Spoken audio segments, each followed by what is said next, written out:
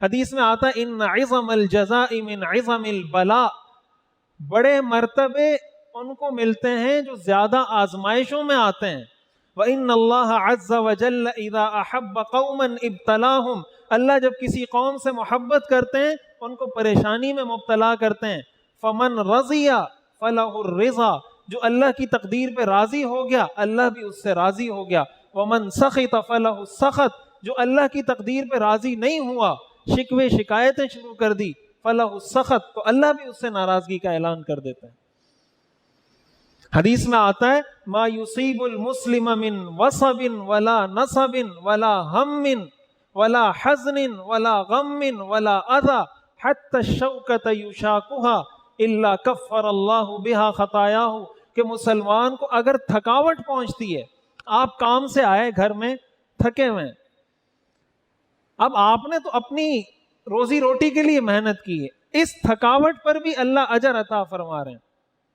آپ تھکے ہوئے ویسے ہی پڑے ہوئے، کوئی کام نہیں کر رہے، کوئی ذکر نہیں کر رہے، اس تھکاوٹ پر اللہ اجر عطا کر رہے ہیں اور آپ کے گناہوں کو معاف کر رہے ہیں.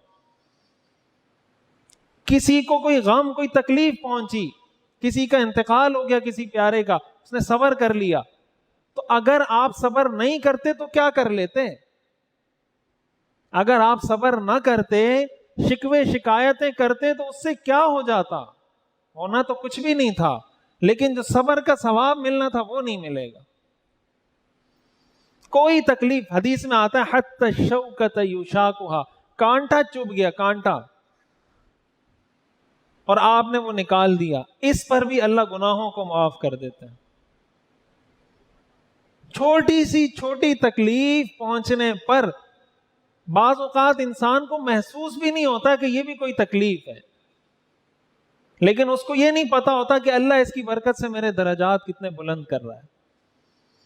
تو اگر کسی کو دنیا میں ایسا رزلٹ ملتا ہے سارے اسباب اختیار کرنے کے بعد بھی، تو پھر اس کو اللہ کی رضا پہ راضی ہو جانا چاہیے کہ یا اللہ آپ تو بری ذمہ ہو گئے نا، اللہ آپ سے تو نہیں پوچھے گا حرام کیوں کمایا تھا، بچے کی تربیت کیوں نہیں کی تھی، بیوی پہ ظلم کیوں کیا تھا، بچے پہ اولاد پہ ظلم، اللہ آپ سے تو نہیں پوچھے گا، آپ نے تو سارے کام صحیح کیے ہیں، ریئیکشن میں آپ کو غلط ریئیکشن ملا ہے، تو آپ تو بری ذمہ ہو گئے، آپ تو قیامت کے دن صاف ستھرے جائیں گے نا. اور پھر اس کی وجہ سے جو درجات جو ملیں گے، جو بلندیاں ملیں گی، وہ ایک الگ.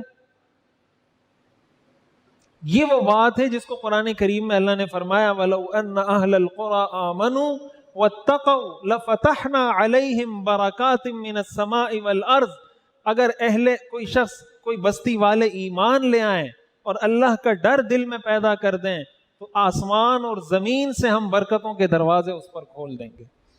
قرآن کریم کی دوسری آیت میں آتا ہے فَقُلْتُ اسْتَغْفِرُوا رَبَّكُمْ إِنَّهُ كَانَ غَفَّارًا يُرْسِلِ السَّمَاءَ عَلَيْكُمْ مِدْرَارًا وَيُمْدِدْكُمْ بِأَمْوَالٍ وَبَنِينَ وَيَجْعَلْ لَكُمْ جَنَّاتٍ وَيَجْعَلْ لَكُمْ أَنْهَارًا. اللہ سے اپنے گناہوں کی معافی مانگا کرو، وہ کیا کرے گا؟ یرسل السماء علیکم مدرارا، اللہ رحمت کی بارشیں برسائے گا. وَيُمْدِدْكُمْ بِأَمْوَالٍ، اللہ مال میں فراوانی عطا کر دے گا. وَبَنِينَ، اللہ اولاد بیٹے عطا کرے گا.